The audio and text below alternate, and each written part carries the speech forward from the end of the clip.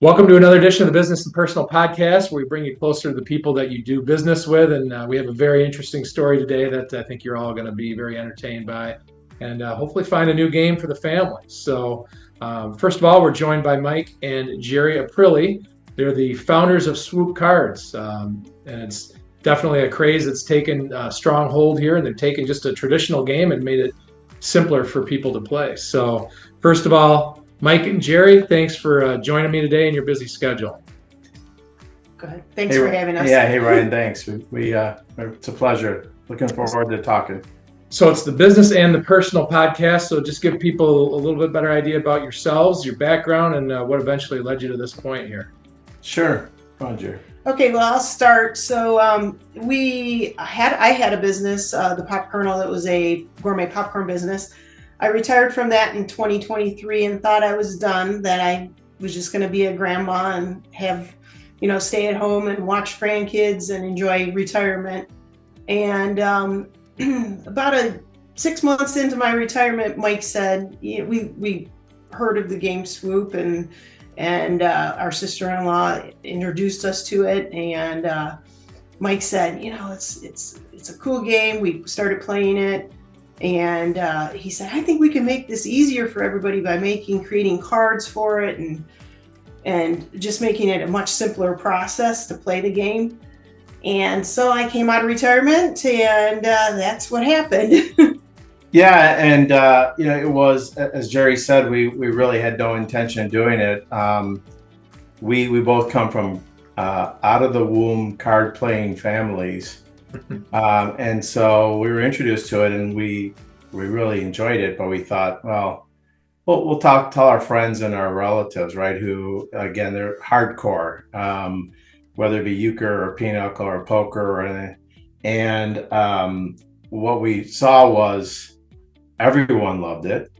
Even non-card players, people who don't play any other card games, felt now more part of family get-togethers when everyone's playing cards because of that. And it just, over time, struck us how it was reaching across all demographics: young, old, female, male, card players, non-card players, and so much that they would come over and want to play it all the time. And so it was just it struck us, and it kind of started the ball rolling a bit. That's the American dream there, taking something you love to do and sharing it with others.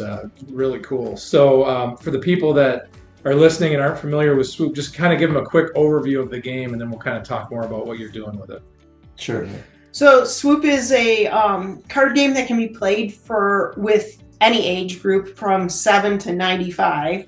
And the idea of the card game is to, you start with 19 cards total, 4 down, 4 on top, and then you want to get rid of your cards. The first person to get rid of their cards the fastest wins that round, and you play multiple rounds until you decide how many rounds you want to play.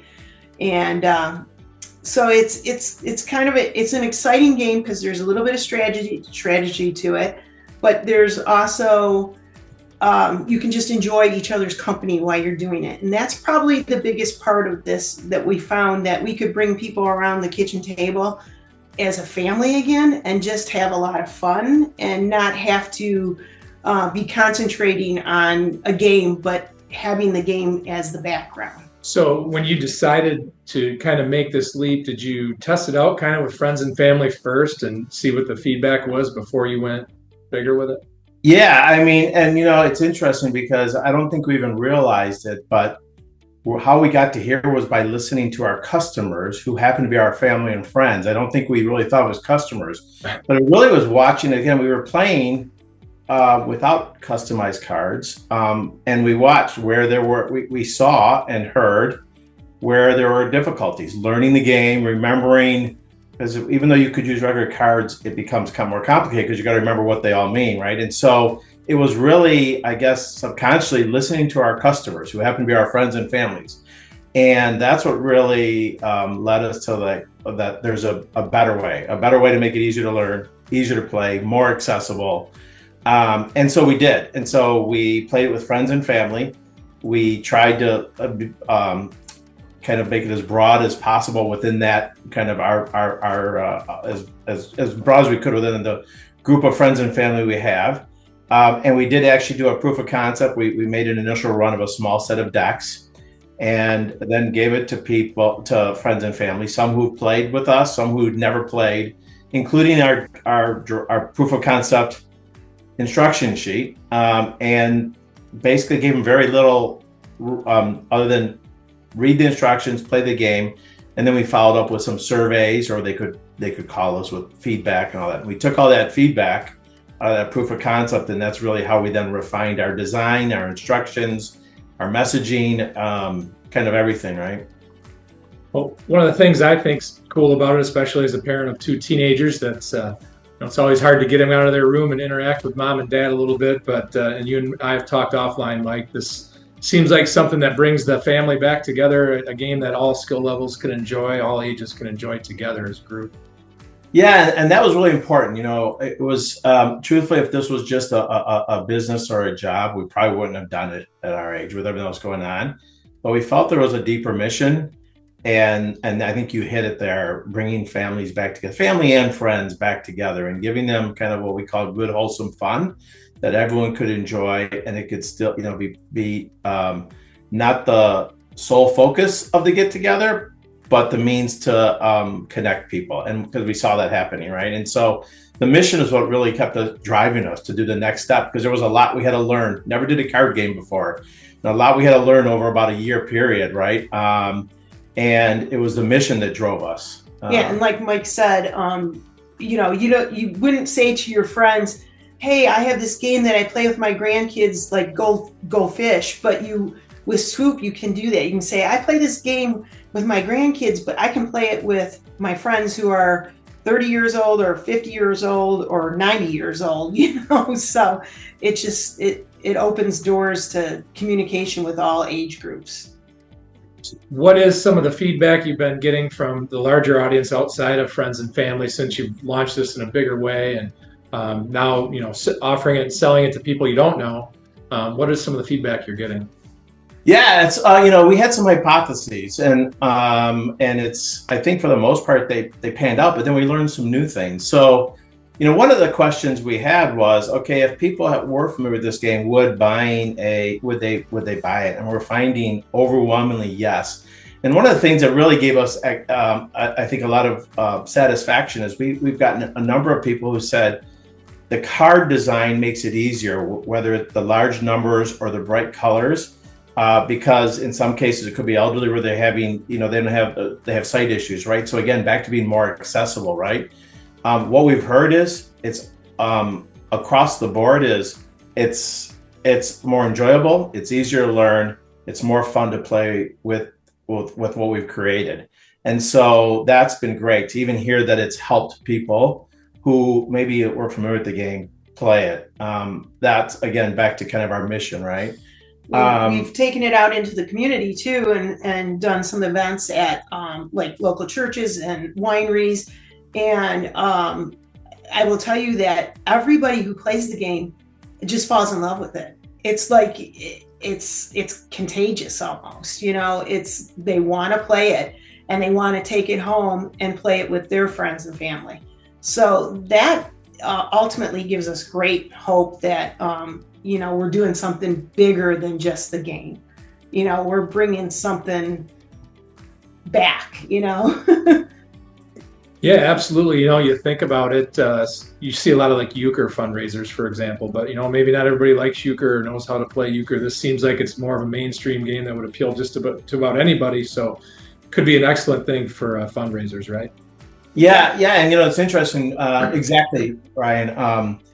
In about 20 minutes when we do a new fundraiser event, we go through a kind of a teaching session or whatever. And like euchre, you may learn it and it can take forever to like really compete, right? And there are different levels of strategy, but it's interesting. We did one event that had about 70 people, And coincidentally, my niece's 10-year-old daughter came in second, and there were people of all ages there, right?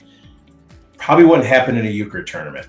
Could, but probably not. And that's, again, the genius of the game, that it has strategy. It's not pure luck, but there's enough balance that luck can help, can make anyone compete, right? So we found that is really a draw for people, and that was a hypothesis, but it was a question. But we're seeing that that's again overwhelmingly what we're actually witnessing when we either go to these events, or what we're hearing from a feedback, whether it be customers who bought it online or through Amazon or wherever, right? That's a perfect way to sum up how this game can appeal to all ages. That's a pretty cool story. So, anybody that's curious how the game is played, you can go on their website. All that information is going to be on the screen. They have some excellent videos and tutorials on there that can kind of give you a feel for it. And then, ultimately, where is the best place for people to go to purchase the game? Yeah, so you can if you already have an Amazon account and that's your favorite kind of platform or e-commerce place, we're on Amazon. You can get it there. You can get it on our website. On our website, we offer some additional discounts, volume and bundling discounts that are not available on Amazon. So you can get it there. That's swoop-cards.com. And then just recently, we launched on Walmart Marketplace as well. So, we're trying to make it, again, from our strategy being accessibility, try to meet our customers wherever they want to shop the best, right? Right now, we are focused on online e-commerce platforms. Eventually, we'll look into the brick and mortars, but we feel like we're seeing sales all across the country. And that was really our mission, is how do we bring this to the masses, right? And make it more accessible. So Amazon, Walmart Marketplace, or swoop-cards.com. The beauty of technology nowadays, you can build a business quickly and reach a lot of people, especially through Amazon, which you all have definitely done. You're absolutely right. We were just talking about the other day that they have leveled the playing field for small businesses like us. Right. Absolutely. Well, this is why I do the podcast. I love unearthing cool stories like this, businesses that people haven't heard of, and how did this all come about? And maybe some people have been playing Swoop cards and they wanted to know kind of the backstory, so this gives them a chance to see it. And if we connect to one family that finds this game and brings them closer as a family, well, hey, this was well worth our time for sure. Absolutely. So, any closing thoughts?